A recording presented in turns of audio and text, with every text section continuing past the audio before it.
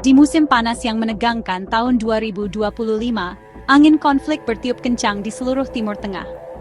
Iran telah menjelaskan dengan sangat gamblang bahwa mereka sedang bersiap untuk kemungkinan perang lagi dengan musuh lamanya, Israel dan Amerika Serikat. Menyusul serangkaian serangan yang merusak, para pemimpin militer Iran telah mengambil sikap menantang.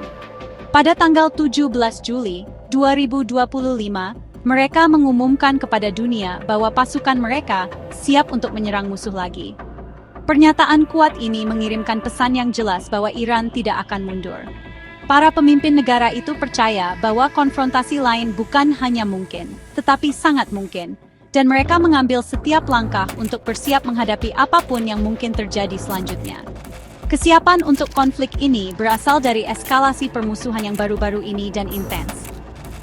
Situasi saat ini dimulai pada tanggal 13 Juni 2025, ketika Israel melancarkan serangan kejutan besar terhadap Iran. Targetnya bukan hanya situs militer tetapi juga ilmuwan nuklir negara itu. Sebuah langkah yang dirancang untuk melumpuhkan kemampuan strategis Iran. Situasi menjadi lebih serius ketika Amerika Serikat bergabung dalam konflik pada tanggal 22 Juni.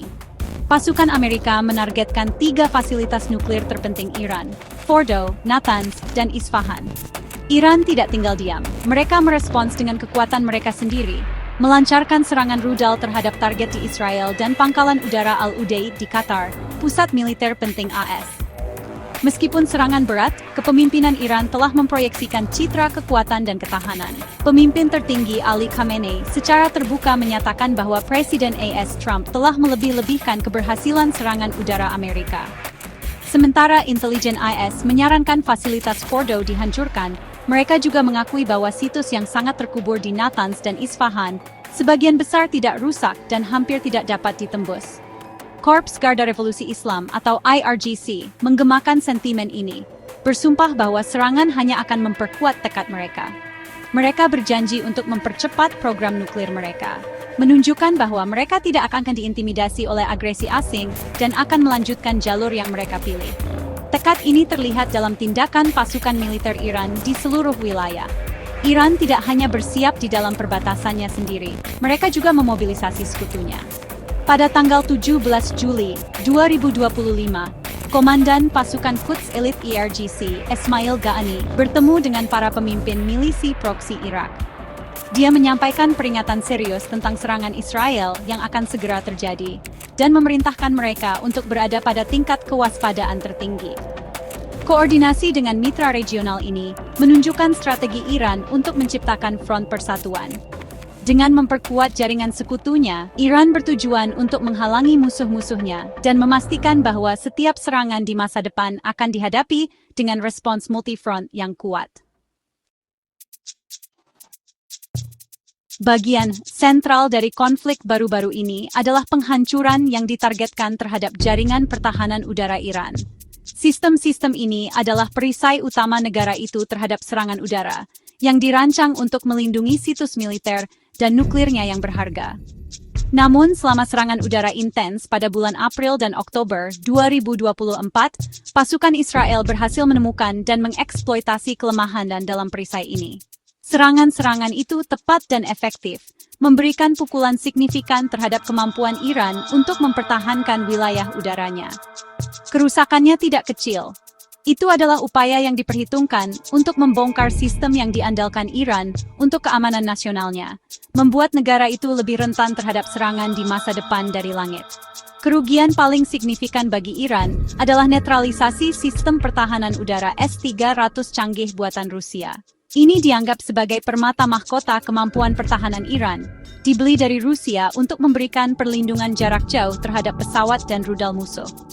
Menurut analisis militer, keempat baterai S-300 yang dimiliki Iran menjadi sepenuhnya tidak berfungsi oleh serangan udara Israel. Ini adalah kemenangan strategis besar bagi Israel, karena secara efektif menghilangkan lapisan pertahanan udara Iran yang paling canggih. Hilangnya S-300 menciptakan celah kritis dalam postur pertahanan Iran, memaksa negara itu untuk segera menemukan solusi. Kerusakan strategis ini dikonfirmasi oleh pejabat Iran sendiri. Pada tanggal 20 Juli 2025, Wakil Laksamana Muda Operasi Artesh Mahmud Musavi mengumumkan bahwa negara itu telah bergerak cepat untuk mengatasi kerusakan. Dia mengkonfirmasi bahwa semua sistem pertahanan udara dan instalasi radar yang rusak atau hancur selama serangan Israel baru-baru ini sedang diganti. Pengumuman publik ini dimaksudkan untuk menunjukkan kepada warga Iran dan musuh-musuhnya bahwa militer bertindak tegas untuk memulihkan kekuatan pertahanannya. Itu adalah pesan ketahanan, menandakan bahwa meskipun pukulan berat, Iran sudah dalam perjalanan untuk membangun kembali perisai pelindungnya. Kebutuhan untuk mengganti sistem ini dengan sangat cepat menyoroti betapa pentingnya mereka bagi strategi pertahanan Iran. Tanpa jaringan pertahanan udara yang kuat dan berfungsi, infrastruktur utama Iran, termasuk program nuklirnya yang kontroversial, akan terpapar serangan lebih lanjut. Serangan Israel berhasil menunjukkan bahwa mereka dapat menembus wilayah udara Iran dan menyerang target bernilai tinggi. Realitas ini memaksa militer Iran tidak hanya untuk mengganti peralatan yang hilang, tetapi juga untuk memikirkan kembali seluruh strategi pertahanan udaranya.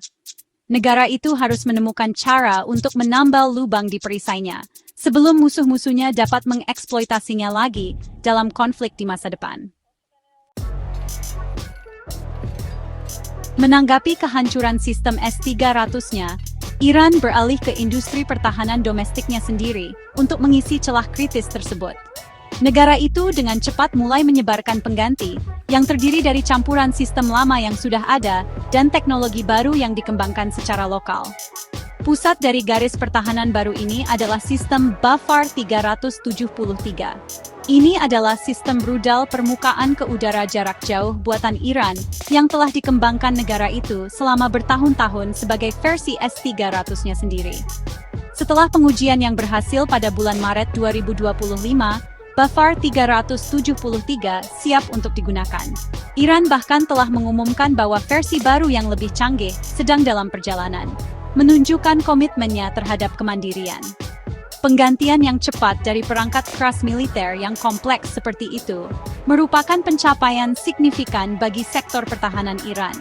Ini menunjukkan tingkat kemampuan industri dan teknis yang luar biasa. Dengan memproduksi sistem canggihnya sendiri seperti Bafar 373, Iran mengurangi ketergantungannya pada pemasok asing seperti Rusia. Ini sangat penting pada saat sanksi internasional dapat menyulitkan pembelian senjata dari negara lain. Produksi domestik ini memungkinkan Iran untuk memelihara dan meningkatkan peralatan militernya sesuai dengan persyaratannya sendiri dan jadwalnya. Ini adalah sumber kebanggaan nasional dan bagian penting dari strateginya untuk menahan tekanan dari luar dan melindungi kedaulatannya. Namun, meskipun Iran percaya diri dengan teknologi buatan dalam negerinya, ada keraguan serius di kalangan pakar militer internasional. Pertanyaan kuncinya adalah apakah sistem domestik ini benar-benar seefektif S-300 Rusia yang canggih yang mereka gantikan. Para kritikus menunjukkan bahwa jaringan pertahanan udara Iran sebelumnya, yang mencakup beberapa sistem domestik ini, gagal menghentikan Israel untuk mendapatkan superioritas udara dan melakukan serangan yang berhasil. Bafar 373 dan sistem Iran lainnya belum diuji dalam konflik nyata berskala besar melawan musuh yang berteknologi maju seperti Israel atau Amerika Serikat. Kurangnya kinerja yang terbukti ini menimbulkan kekhawatiran tentang keandalannya. Keraguan ini menciptakan rasa ketidakpastian tentang kekuatan pertahanan Iran yang sebenarnya.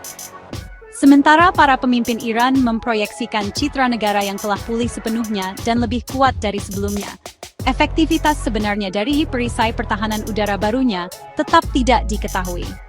Ujian sebenarnya akan datang jika dan ketika konflik lain meletus. Baru pada saat itulah akan jelas apakah Bafar 373 dan sistem buatan lokal lainnya dapat berhasil mendeteksi dan mencegat pesawat dan rudal siluman canggih. Sampai saat itu, pertanyaan akan tetap ada, apakah perisai baru Iran cukup kuat untuk melindunginya dari musuh-musuhnya yang gigih? Saat Iran membangun kembali pertahanan militernya, mereka juga secara aktif terlibat dalam kegiatan diplomatik yang kompleks di berbagai lini. Negara ini sedang menempuh jalan yang sulit, mencoba mencari dukungan sambil menghadapi tekanan besar dari kekuatan Barat. Pembicaraan dijadwalkan pada akhir Juli 2025 dengan I3, kelompok negara-negara Eropa yang terdiri dari Inggris Raya, Prancis, dan Jerman. Diskusi ini merupakan peluang penting untuk meredakan ketegangan.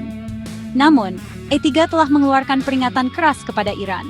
Mereka telah mengancam akan memicu sanksi PBB jika Iran tidak menunjukkan hasil konkret dalam mengekang ambisi nuklirnya pada akhir Agustus 2025. Tekanan diplomatik ini terjadi bersamaan dengan upaya Iran untuk memperkuat hubungannya dengan kekuatan global lainnya. Menariknya, laporan menunjukkan bahwa Iran tidak sepenuhnya puas dengan tingkat dukungan yang diterimanya dari sekutu lamanya, Rusia, selama konflik baru-baru ini. Akibatnya, Iran sedang menjajaki opsi untuk memperluas kerjasama militernya dengan mitra lain yang mungkin menawarkan dukungan yang lebih andal. Pada tanggal 20 Juli 2025, seorang penasihat senior Iran melakukan perjalanan ke Moskow untuk pertemuan tingkat tinggi dengan Presiden Putin. Agenda resmi termasuk diskusi tentang program nuklir Iran dan keamanan regional, menandakan upaya untuk memperkuat kemitraan yang krusial, namun tampaknya tegang ini. Strategi Iran jelas menunjukkan bahwa mereka memahami bahwa mereka tidak dapat berdiri sendiri melawan kekuatan gabungan Israel dan Amerika Serikat. Negara ini secara aktif bekerja untuk membangun jaringan dukungan, baik melalui diplomasi formal dengan negara-negara seperti Rusia, maupun melalui aliansi informalnya dengan pasukan proksi di seluruh Timur Tengah. Pendekatan dua arah ini dirancang untuk menciptakan keseimbangan strategis. Dengan terlibat dalam pembicaraan dengan Eropa, Iran menjaga saluran untuk deeskalasi tetap terbuka. Pada saat yang sama, dengan memperkuat hubungan militer dengan sekutu, mereka bersiap untuk kemungkinan bahwa diplomasi mungkin gagal dan perang lain bisa dimulai. Pada akhirnya, per Juli 2025, Iran adalah negara dalam keadaan siaga tinggi, bersiap untuk segala kemungkinan. Penggantian cepat sistem pertahanan udaranya, pernyataan menantang dari para pemimpinnya, dan manuver diplomatik aktifnya, semuanya menunjuk pada satu tujuan yang jelas, pelestarian diri. Iran bertekad untuk melindungi kedaulatannya, program strategisnya, dan pengaruhnya di wilayah tersebut. Baik melalui pengembangan senjata baru buatan dalam negeri, penguatan aliansi lama, atau pembentukan aliansi baru, Iran mengirimkan pesan yang kuat kepada dunia. Mereka sedang mempersiapkan diri untuk pertempuran di masa depan, bertekad untuk menghadapi setiap ancaman yang datang.